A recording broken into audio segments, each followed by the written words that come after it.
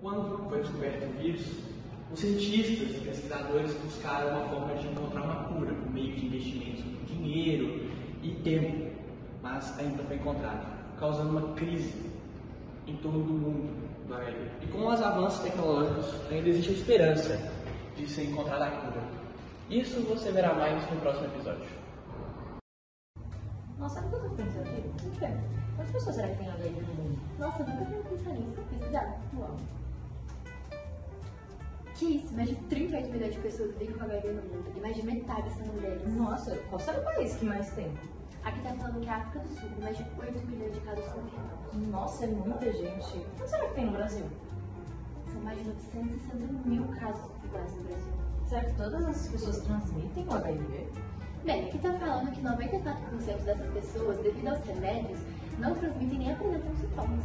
Ó, já é um grande avanço. Já tem vacina?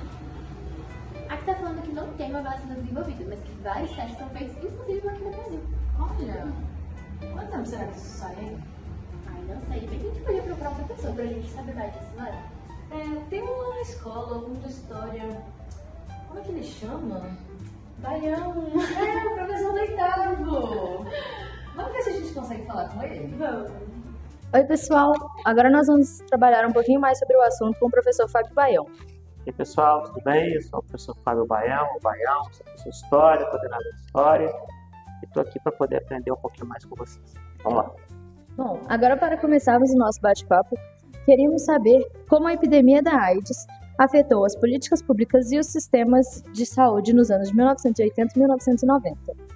Bom, é interessante lembrar, né, que o SUS, Sistema Único de Saúde, ele é criado então no final dos anos 80, com a Constituição de 88, e um dos grandes desafios do ponto de vista epistemológico é justamente pensar os surtos, né, que começaram já no final dos anos 80 no Brasil. E é interessante que não existia nada já preparado ou pensado para a AIDS, e a gente costuma ver, né, que o crescimento do SUS ele é acompanhado também do crescimento do número de casos de HIV, dessa tentativa mesmo do Estado em conter o avanço da doença, e ao mesmo tempo pesquisas, investimentos e toda uma força-tarefa para começar a tentar encontrar, né, maneiras de combater.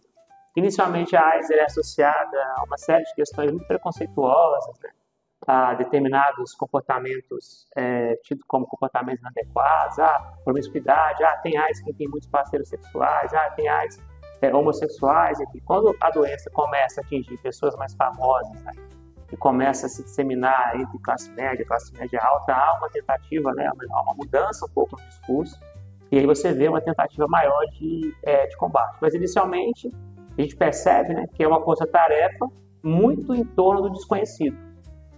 Os laboratórios farmacêuticos inicialmente não tiveram muito interesse em combater, mas à medida que a doença vai espalhando, há essa força-tarefa. E no caso do Brasil, o SUS, que se esforça, né, para poder buscar soluções e tentar encontrar uma medicação adequada para a doença.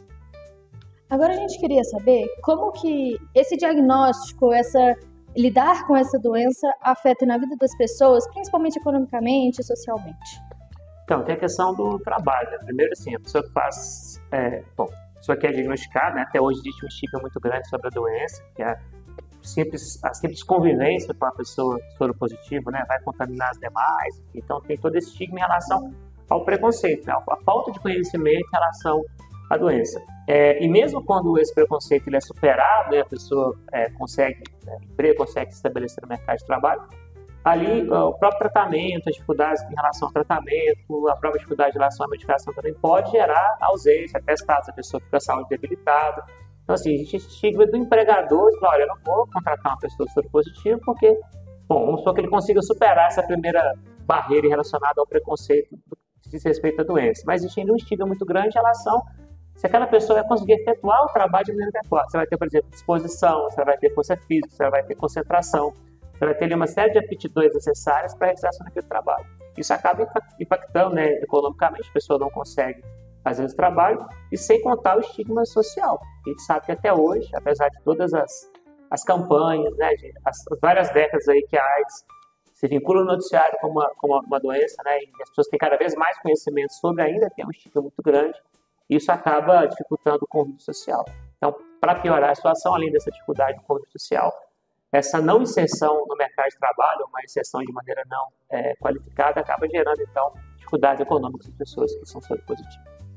Dando continuidade, a gente queria saber também como que a AIDS, né, a ascensão da doença, influenciou na mídia. É interessante perceber que há uma mudança.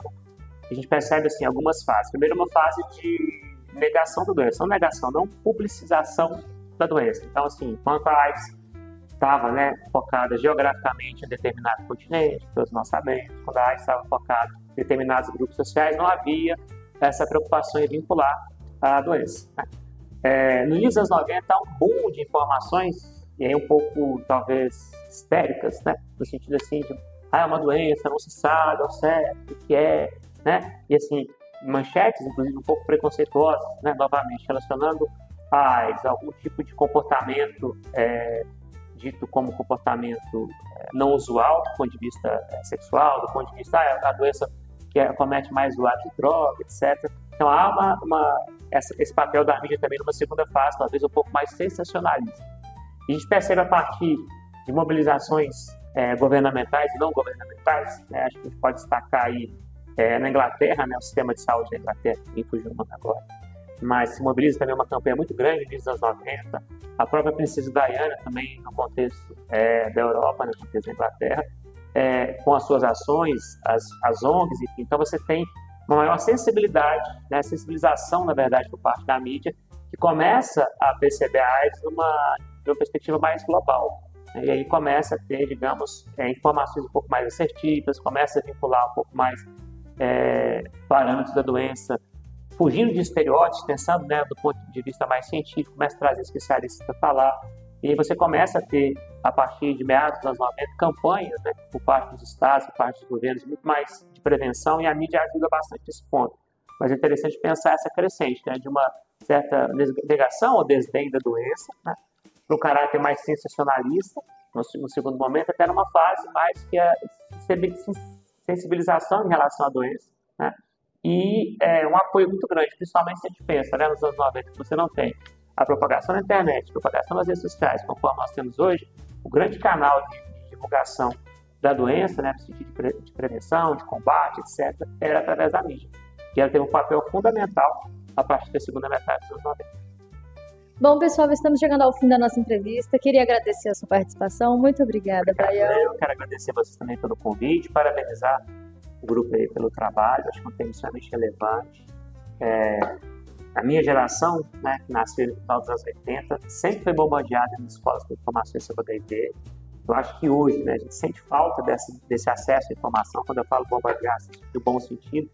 Então, acho que esse trabalho de vocês, né, trazer informação de qualidade, o público da idade de vocês é muito importante. Estava comentando, fica também como referência, como dica, a produção de Drauzio Varela, seja os vídeos dele, seja os livros, seja os textos, os artigos, que é um dos grandes precursores aí no trabalho com a HIV no Brasil, um cara que ajudou muito a construir, né, tanto a história do combate ao HIV, mas também do ponto de vista científico e acadêmico, com essas pesquisas. Então, fica a dica para vocês. Muito obrigado.